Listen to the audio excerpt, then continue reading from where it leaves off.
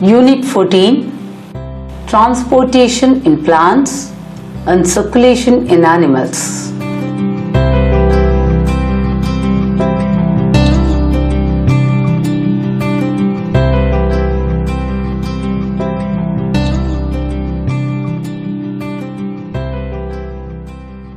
Learning objectives. At the end of this lesson, you will be able to learn how the water and minerals move from soil to the plant, and how prepared food by the leaf is translocated to various parts of the plant. Understand the role of osmosis and transpiration.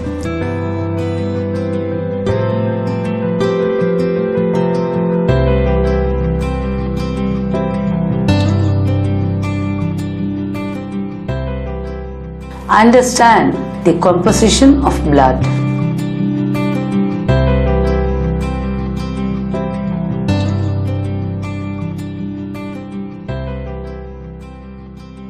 And you can identify and explain the structure of heart and associated blood vessels.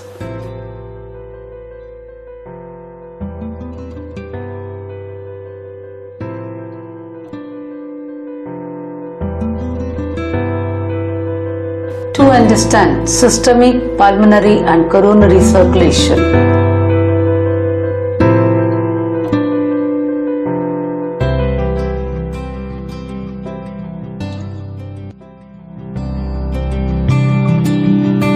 Differentiate the events of the cardiac cycle.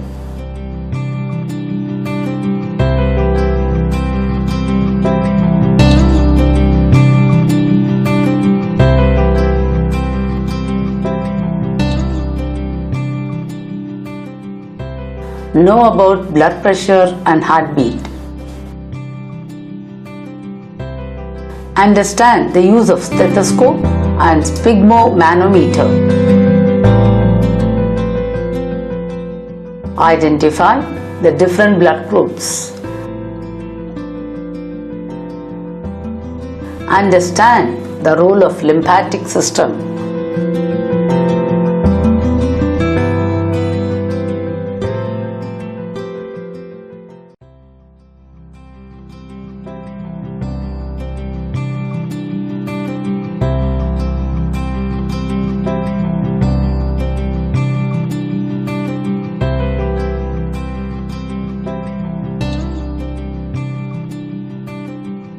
Multicellular organisms possess millions of cells in their body. Every cell needs a constant supply of essential substances like nutrients and oxygen to maintain life and survival.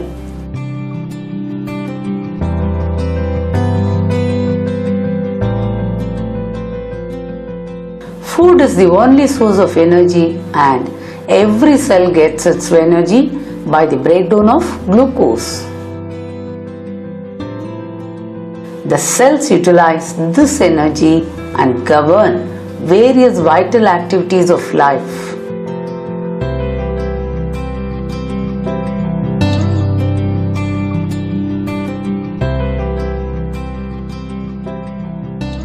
Have you ever wondered how water and nutrients absorbed by the root are transported to the leaves? How is the food prepared by the leaves carried to the other parts of the plant? Do you know how water reaches the top of tall plants in spite of not having a circulatory system like animals?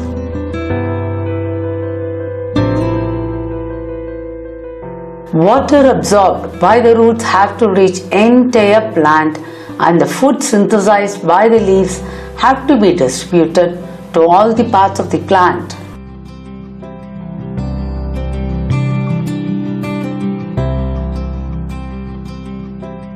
To understand this, we need to recall the anatomy of the plants. Water and mineral salts absorbed by the roots reach all parts of the plant through xylem.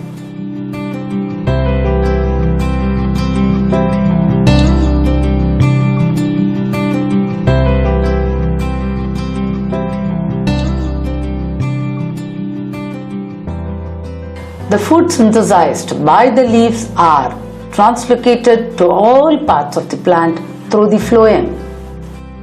The bulk movement of substances through the vascular tissue is called translocation. Transport means to carry things from one place to another.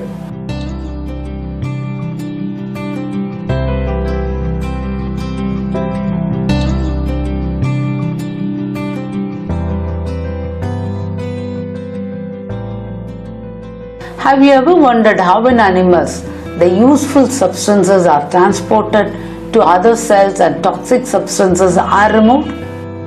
In larger organisms, transport of nutrients, salts, oxygen, hormones and waste products around the body are performed by the circulatory system. The circulatory system consists of the circulating fluids, the blood and lymph,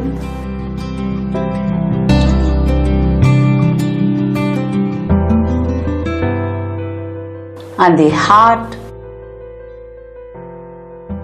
and blood vessels,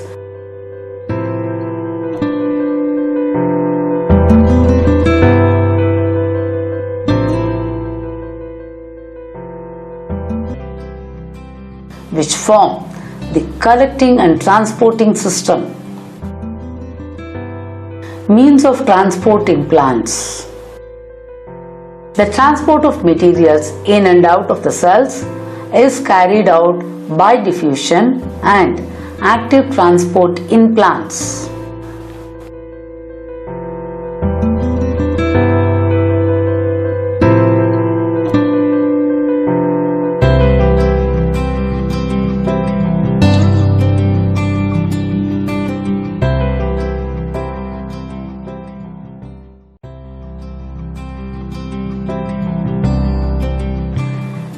Diffusion.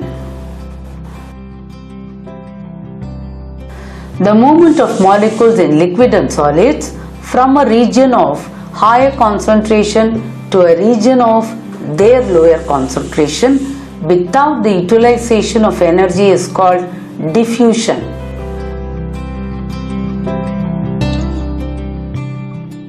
This is a passive process.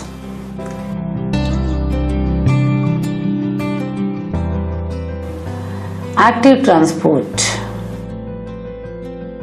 Active transport utilizes energy to pump molecules against a concentration gradient.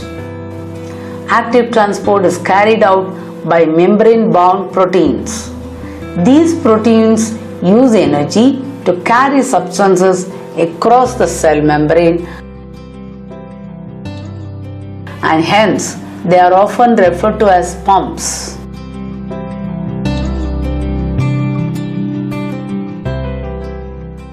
These pumps can transport substances from a lower concentration to a high concentration, uphill transport.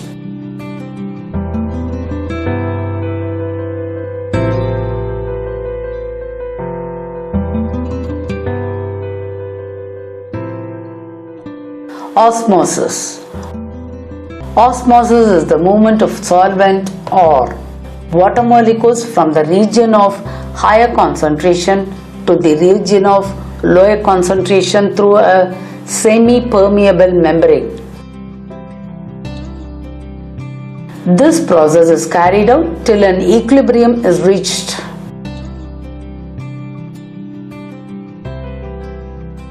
Osmosis is a passive movement of water or any other solvent molecules.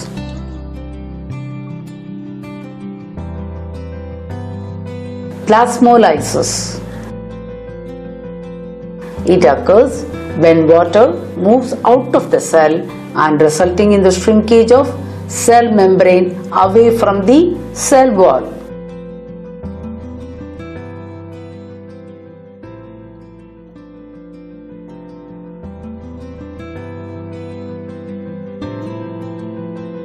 Demonstration of osmosis. A thistle funnel whose mouth is covered with a semi-permeable membrane is filled with sucrose solution. It is kept inverted in a beaker containing water. The water will diffuse across the membrane due to osmosis and raise the level of the solution in the funnel.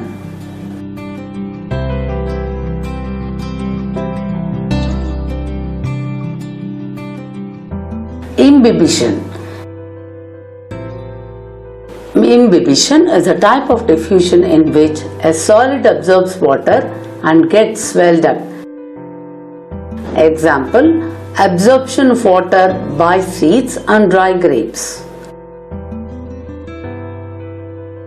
If it were not for imbibition, seedlings would not have been able to emerge out of the soil.